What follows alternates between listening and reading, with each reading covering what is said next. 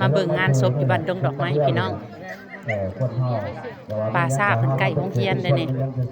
ความดีในตรงน้ำบ่อไหลตรงไข่บ่อใหม่ก็บ่ได้บ่ห้อยที่ได้สร้างบุญสร้างกุศลบ่ได้ให้สร้างบุญพุ่งถึงแล้วนั่นนำจิตนำใจคนเฮาในการสร้างครอบครัวมันบ่ยากนะคนสร้างความดีบ่ได้อันนั้นโอ้ยยังบ่ได้อันน่ะกล้องซ้ำญาติแลนักเรียน3 คนบ่ได้ให้สร้างบุญสร้างกุศลบ่ได้ให้สร้างคุณงามความดีอันนี้แหละ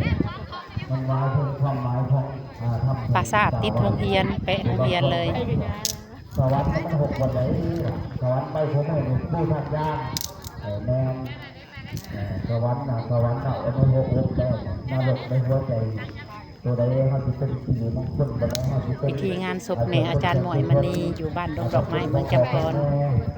คุณพ่อแม่นี่นักเป็นโซลาร์นี่ฮะสิได้เสียบปากบ่มีได้เพิ่นว่าคนแม่เฮา